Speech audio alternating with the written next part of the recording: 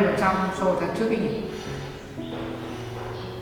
Công trình đợt này mình cũng vẫn thấy vẫn còn đang khá là nhiều. Tại sao doanh thu lại giảm như này?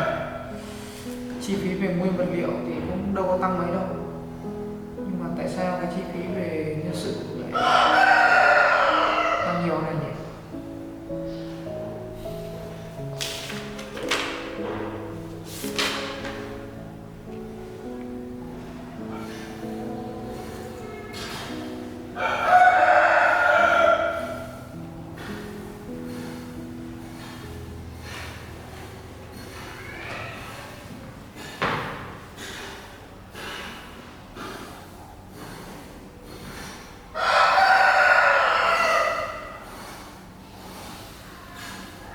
Alo, tôi đây.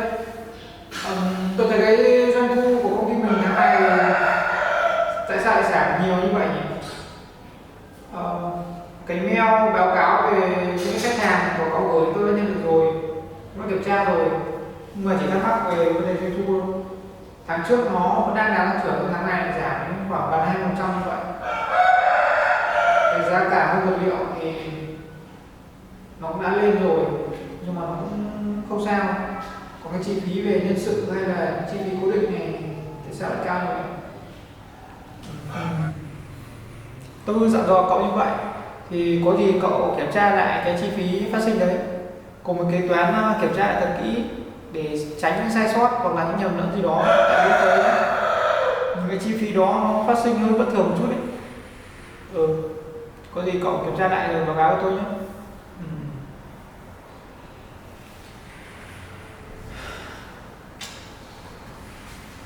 Cái khâu quản lý và vận hành trong công ty còn khá là nhiều vấn đề mà anh em cũng chưa xử lý dứt điểm.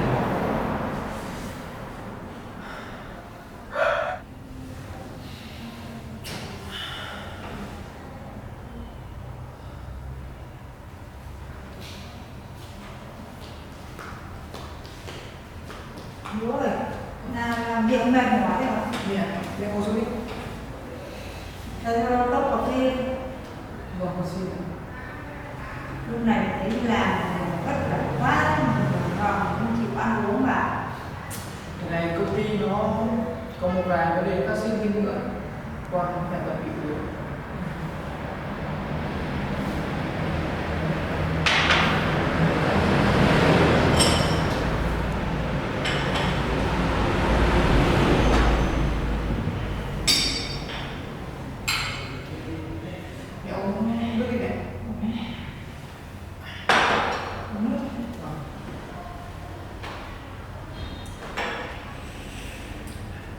Lúc này phải biết công việc thế nào mà lúc nào mới bận rộn mà về mỏi.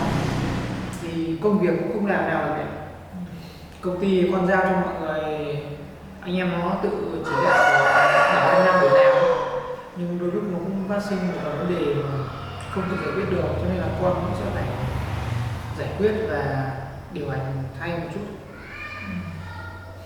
Nhưng cái vấn đề của James nó cũng chưa đã ngưng hẳn đấy, cho nên là con vẫn còn hơi băn khoăn về vấn đề đó.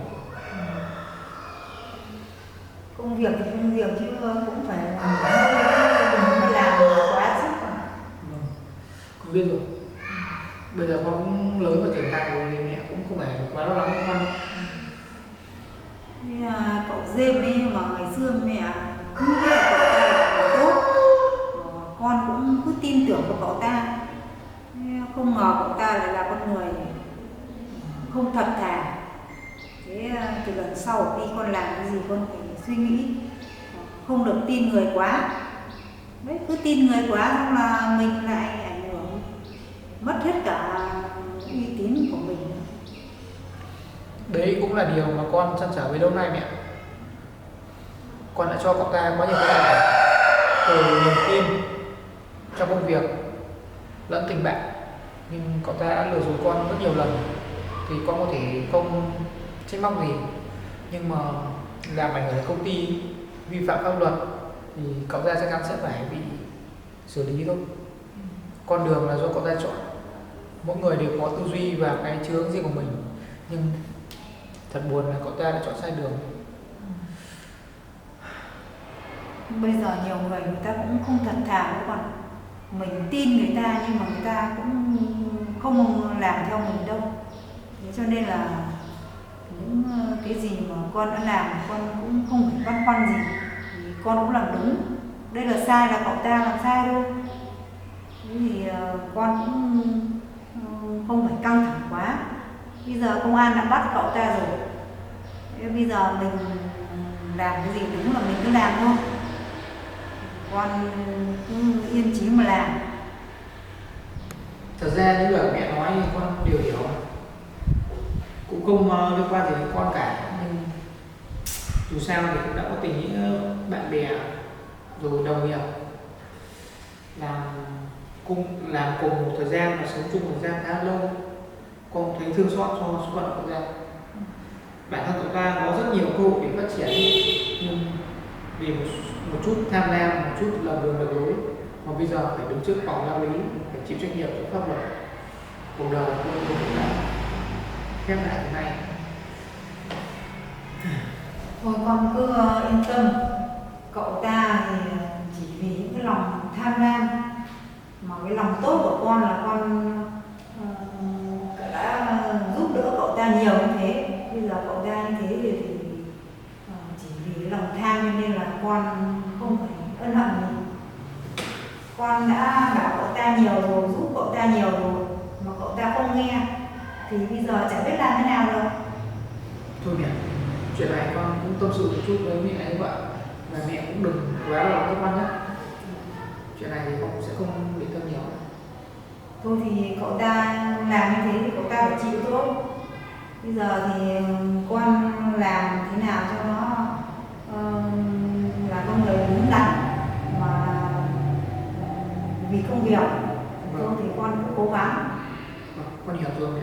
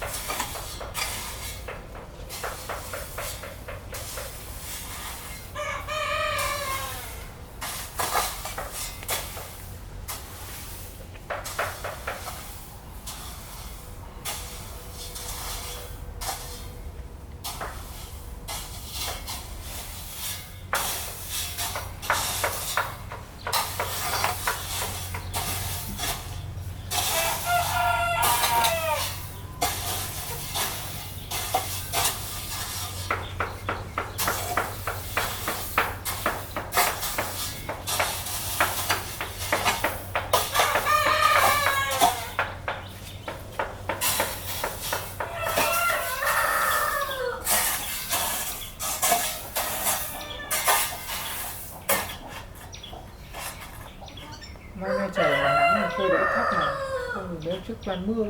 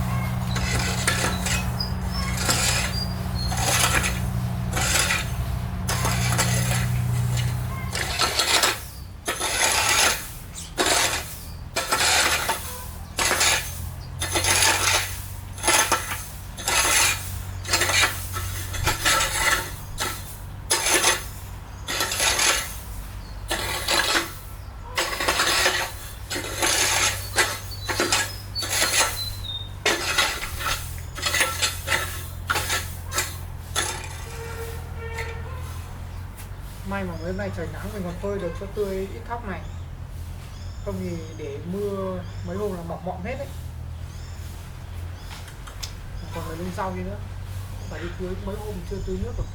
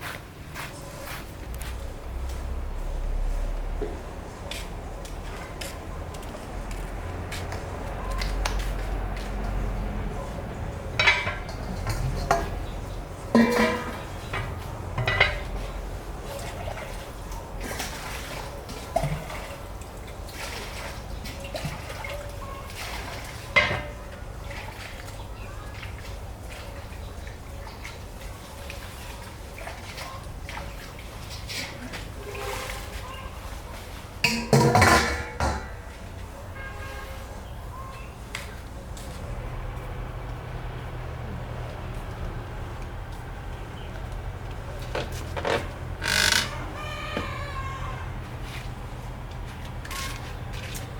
là mỗi ngày mình đều phải vào đây thì chăm sóc nhà cửa rồi vườn tược thôi. Nhưng nếu mà đi một thời gian mà không chăm bẵm gì thì khả năng không được.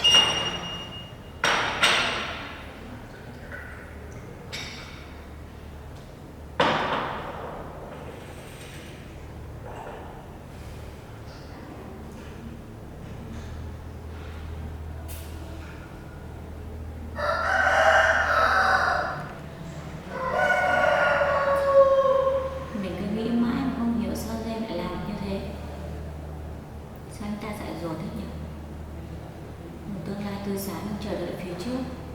Thế mà chỉ vì một vài hành động sơ sót, anh ta đã phá hỏng tất cả.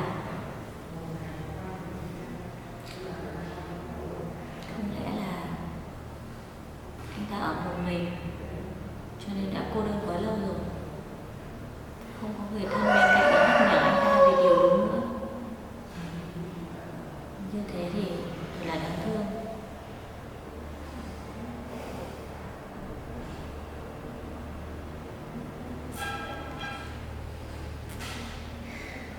Nếu là mình của trước kia, vẫn sống một mình, khốn khó vất vả, không có ai lên tượng, thì có khi mình cũng lầm đường lạc lối như anh ta thôi.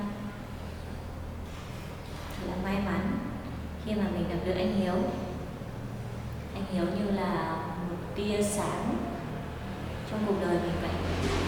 Anh đã chỉ dẫn cho mình làm những điều đúng, luôn ở bên quan tâm và chăm sóc cho mình. Nếu mà bên cạnh riêng có một người như vậy thì cho anh ta cũng không tồi đối như bây giờ. Đúng là mỗi người một hoàn cảnh, chỉ có bản thân mình mới quyết định được số phận của mình đi đâu về đâu thôi. Bây giờ mình ngồi đây mình suy nghĩ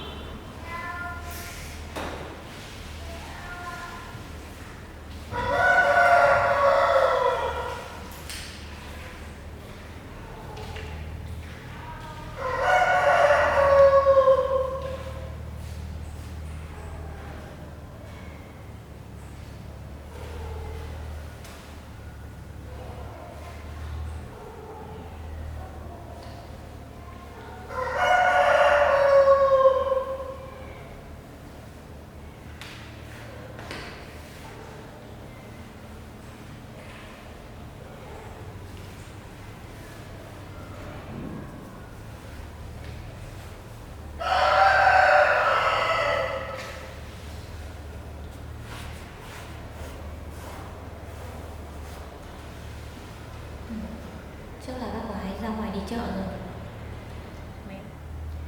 Mấy hôm nay mình ở đây làm phiền bác gái quá. Bác cứ phải lo làm cơm nước rồi chuẩn bị đồ ăn cho mình. Thôi thì hai mẹ con mình cũng không thể ở không được con em. Cũng phải giúp đỡ bà, giúp đỡ mình một phần nào. Những công việc này mẹ con mình làm được mà nhỉ. Mình đi lau nhà cho bà tí nhé con nhé.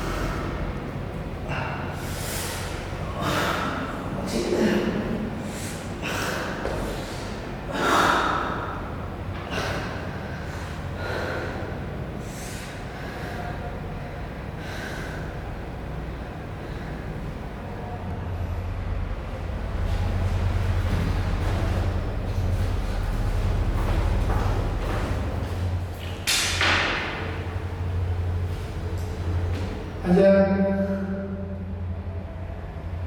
liên quan đến Hoa. Thưa cán bộ, đêm qua tôi không thể nào ngủ được. Tôi không hiểu vì lý do gì mà cơ quan công an lại bắt tôi đến đây. Tôi vô tội, tôi có làm gì sai đâu chứ? Anh đừng ngoan cố nữa, chúng tôi đã có đầy đủ hồ sơ để tổ ban chúng tôi đã thu thập đầy đủ hết hồ sơ rồi.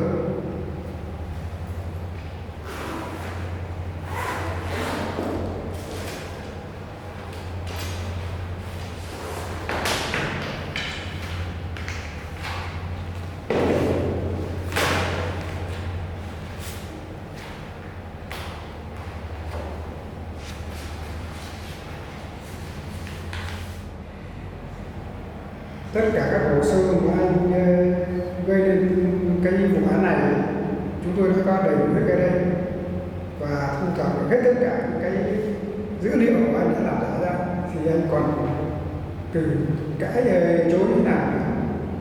Tất cả những hồ sơ này và giấy tờ tôi đã giả mạo. Chắc chắn có kẻ nào đó đã cố tình hãm hại tôi để tôi vẫn không cần tu tội này. Tôi không làm chuyện gì sai cả. Các anh phải tin tôi. Thế bây giờ mà cậu vẫn chưa thành thật khai báo, và tôi khuyên cậu này, cậu nên thành thật khai báo kết hợp với cơ quan tôi thì cậu sẽ nhẹ nhõm hơn. Nếu cậu không thành thật thì tội sẽ nặng hơn nhiều. Cậu nên biết điều gì. Pháp luật Việt Nam rất chi là nghiêm khắc, thế nhưng cũng dễ khoan hồng cho những kẻ mà biết ăn năn hối lỗi, kết hợp cùng với cơ quan công an. Nhưng những chứng cứ này không phải do tôi làm. Tất cả những số liệu mà họ nói ra đây đều là giả dối. Tôi cũng không biết kẻ nào đã có tình hãm hại tôi, thế nhưng chắc chắn là kẻ đó đã canh ghét tôi, đố kỵ với tôi. Tôi không thể nào vào tù đâu. Tôi không thể ngồi tù. Tôi còn quá trẻ. Tôi cần luật sư. Luật sư, phải có luật sư. Luật sư của tôi sẽ chứng minh điều đó. Anh có quyền ngoài luật sư. Tất cả công dân Việt Nam đều có quyền và luật sư hết. Nhưng mà tôi khuyên anh này, hồ sơ bằng chứng của tôi đã khuyên anh nên thành thật với cơ quan pháp luật của chúng tôi. Tôi phải cần luật sư. Tôi không thể để ngồi tù này được. Tôi chỉ có được giấy công ty, đem lại những hợp đồng giá trị lớn cho công ty. Vậy tại sao tôi không thể làm sai được chứ? Anh vẫn còn ngoan cố. Anh chưa thành thật hợp tác với lại cơ quan của tôi sẽ có đầy đủ bằng chứng để buộc tội anh và nhận tội. Tôi không làm gì sai cả. Là các người đã cố tình ép tôi nhận tội. Tôi sẽ không chịu để ý như này đâu. Có giỏi các người cũng điều tra đi. Tôi hoàn toàn vô tội. Thôi rồi, mình làm việc là đến đây thế thôi. Khi có người đưa cậu xuống phòng tạm giam, tôi sẽ mời nhân chứng lên để lấy thêm hồ sơ để kết luận là cậu sẽ phạm tội. Các đồng chí, áp là nhân dân xuống phòng tạm giam. Anh đừng có ra. Đừng có ra.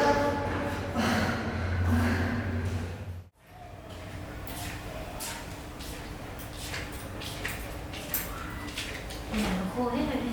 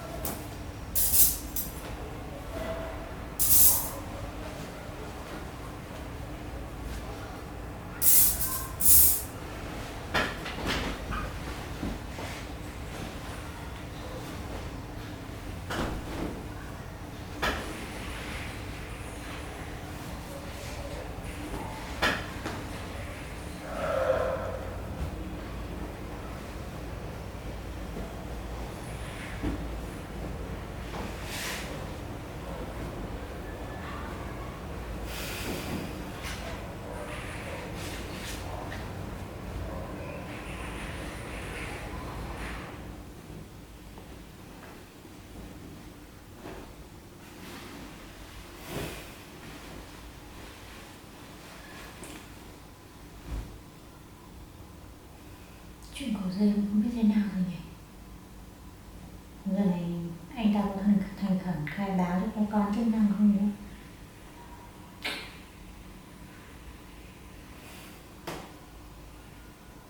Cũng không thể biết nói như thế nào được. Mình không bảo là anh ta cho nên mình cũng không biết được anh ta suy nghĩ điều gì cả.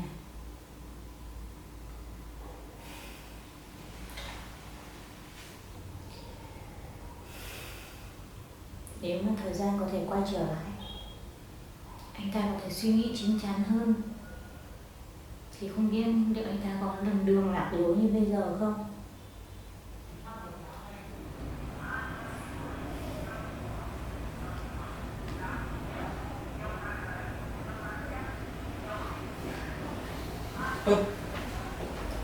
Em đang làm gì vậy? Anh à, em đang gặp ít đồ thôi. Anh ngồi xuống đấy. Đưa gì anh gặp xem.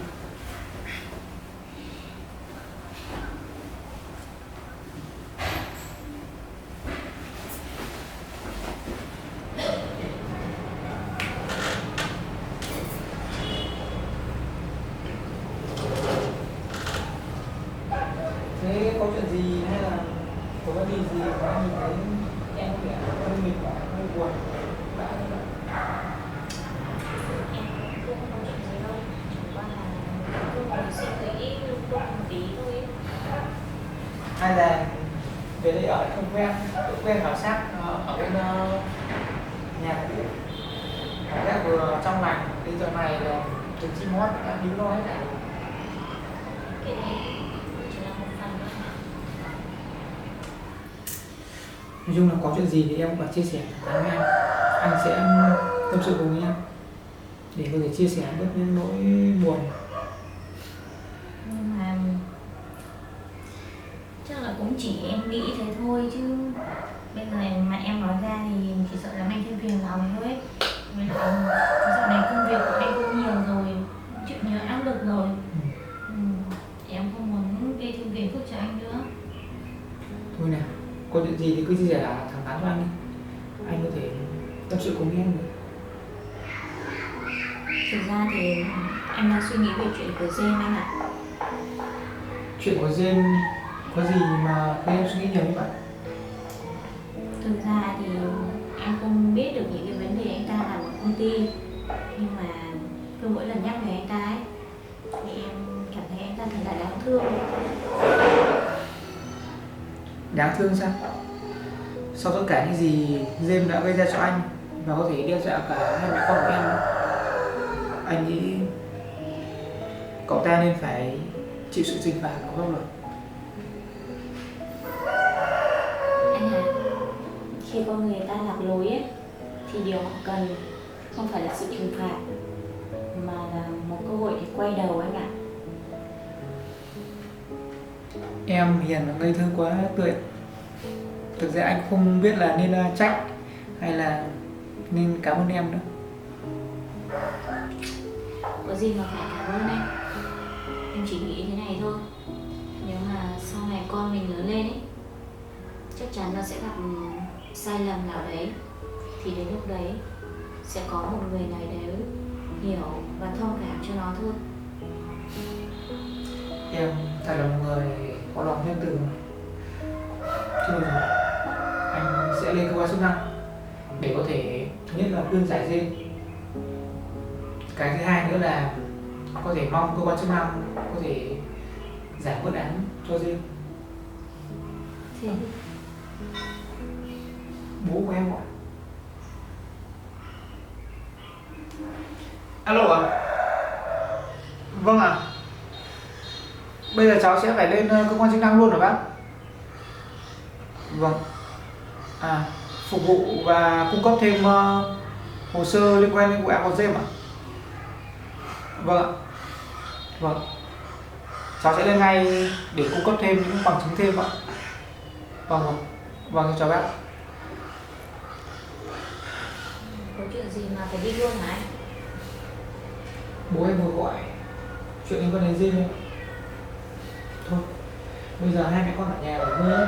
Bây giờ anh phải lên cơ quan chức năng một chút, sẽ cung cấp thêm những hồ sơ bằng chứng mà ngày xưa James tạo cho công ty để cung cấp cho bố em. Nếu như có cơ hội gặp James, anh sẽ khuyên nhủ cậu ta thành thật để hưởng được sự khoan hồng của pháp luật. Hai người cứ bình tĩnh nói chuyện nha anh nhé, đừng có mang theo thù hận mà nói chuyện với nhau. Hãy đối xử nhẹ nhàng với nhau một tí. Thôi đi nhé.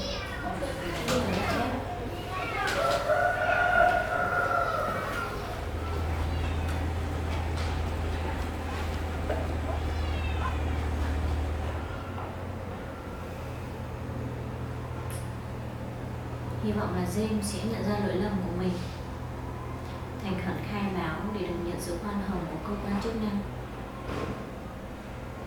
và mọi chuyện tốt đẹp sẽ xảy ra.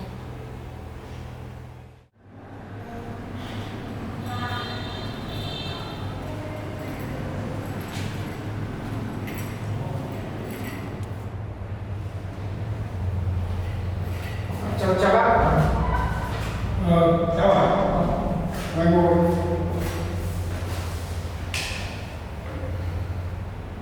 Bên cơ quan chức năng này lại có việc gì hay là vấn đề gì gọi cháu lên đây để cung cấp thêm thông tin về vụ án hay sao ạ? Đúng.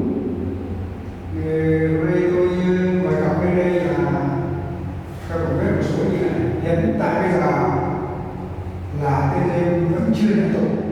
Thì tôi muốn mời gặp bên đây để cung cấp cho tôi thêm một số bằng chứng nữa để chúng tôi sẽ buộc tội hắn phải nhận tội.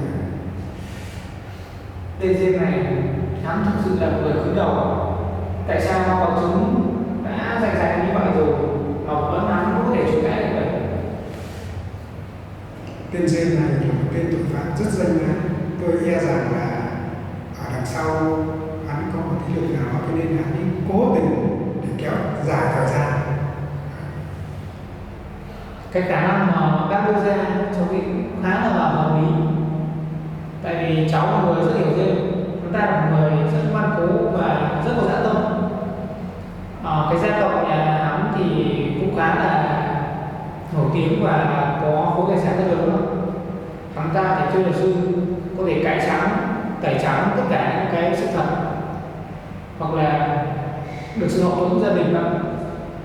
Nhưng bác yên tâm thì cháu sẽ cung cấp cho bác tất cả những cái chứng cứ mà có thể buộc tội hắn với những cái gì mà hắn đã giả danh và hối lộ, tham ô và rút ruột toàn bộ công ty trong công ty vậy.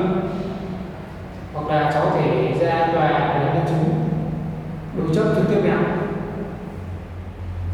Rồi nếu còn cái mà cậu mà đứng ra làm nhân chứng thì tôi nghĩ rằng là cậu sẽ không thể chối cãi cái tội của hắn nữa.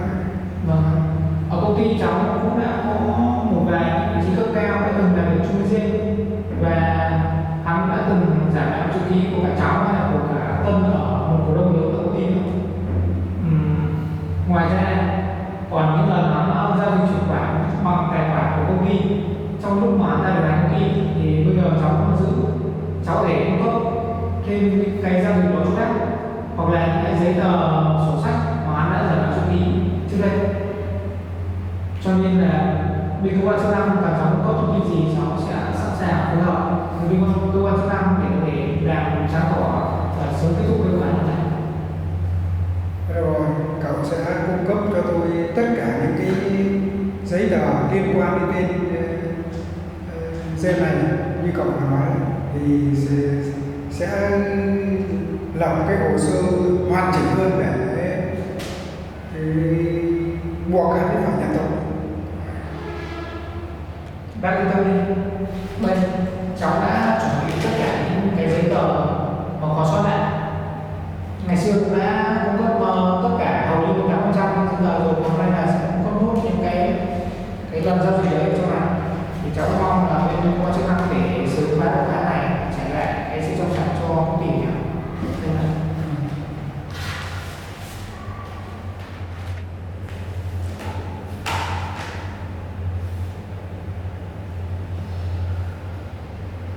Tốt quá rồi, chúng tôi đang cần cái chứng cứ này để buộc tội hắn ta, bắt hắn ta phải thành thật khai báo. Tốt quá rồi. Rồi, thế này nữa, tôi sẽ sắp xếp cho cậu và hắn ta đối chứng này.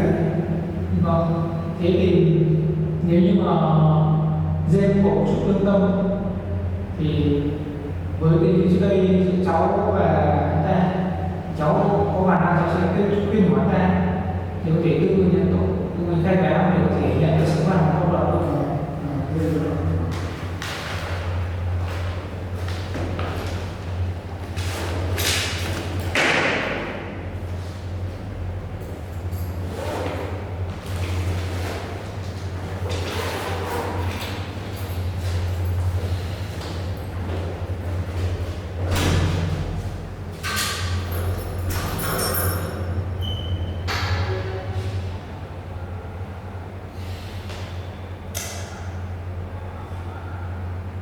Dên mà,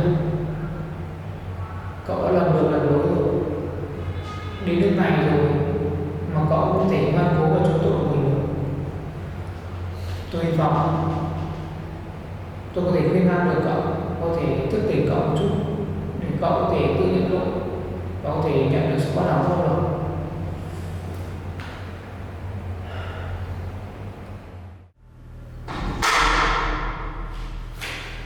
Bác à, sao cậu có mặt ở đây? Cậu cứ về chỗ ngồi đi, tôi cũng có chuyện muốn nói chuyện với cậu. Giữa chúng ta có chuyện gì nữa cơ chứ?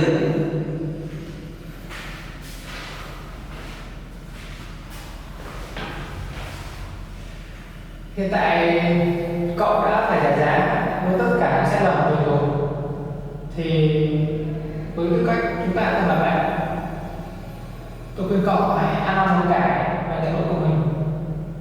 May ra còn được sự khoan hồng pháp luật. Cậu thấy tôi trông này, chắc phải bảo cậu hả hay lắm phải không? Cậu luôn mong tôi vào tù cơ mà. Dù sao đi nữa, cậu cũng chẳng có gì tôi. Con đường là do cậu tự chọn, hành động là của cậu. Tôi đã cho cậu rất nhiều cơ hội rồi, nhưng cậu lại chọn con đường tội lỗi. Đối diện với pháp luật và đối diện với cơ quan chức năng, cậu vẫn ngoan cố và không nhận tội. Vậy thì giữa tôi và cậu ngồi đây, tất cả những bằng chứng mà cậu đã giả danh, tất cả những lần cậu chuyển khoản, rút ruột công trình, rút lõi ngân sách của công ty, giữa tôi và cậu ở đây nói chuyện trực tiếp với nhau, cậu còn gì có thể chối cãi nữa. Cậu có thể đưa ra những lời nói để chối cãi, nhưng đối với lương tâm của mình, cậu sẽ không bao giờ chối bỏ được những hành vi sai trái đối với lương tâm của mình đâu. Nhưng mà vẫn còn cơ hội này chứ, là cậu hãy suy nghĩ lại và ăn năn hối cải đi.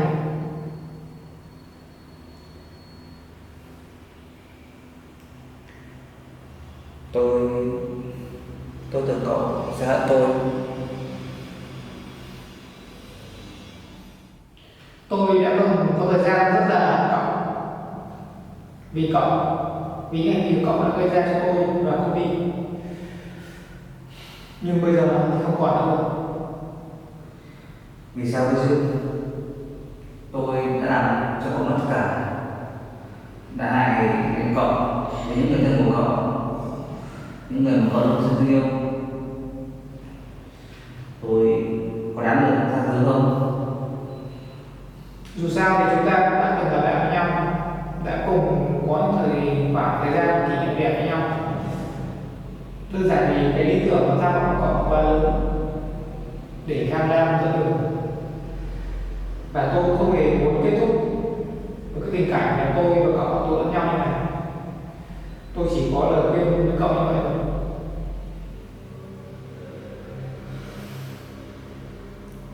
Chắc là tôi không đáng được tha thứ. Tôi chỉ muốn được nghe một câu thật lòng từ cậu. Liệu trước giờ cậu có từng tin tưởng tôi không? Riêng này, tôi đã từng đặt niềm tin vào cậu rất nhiều. Bản thân tôi đã mong chờ một tình bạn đẹp với chúng ta, và tôi đã dành tất cả những tình cảm đó, dành niềm tin với cậu. Và tôi cũng không bao giờ mong muốn chuyện của chúng ta lại đi đến kết cục ngày hôm nay.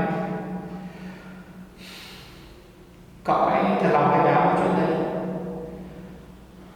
Trước phiên tòa, tôi sẽ xin sự khoan hồng pháp luật đối với cậu, hay là đối với cơ quan chức năng tôi sẽ xin giải án cho cậu. Nhưng với một điều kiện, cậu phải thành thật tất cả mọi thứ.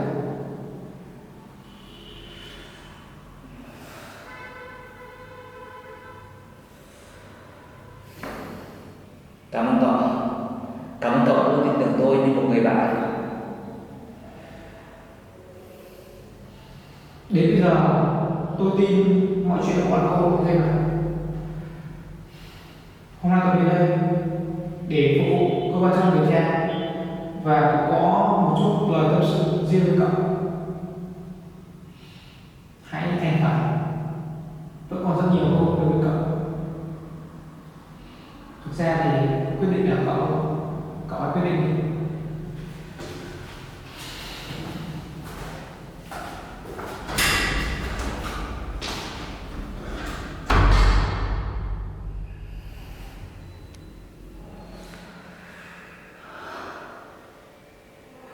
Mình đã sai rồi ư? Không ngờ sau bao sự việc và hành vi sai trái của mình, Jack vẫn coi mình là một người bạn.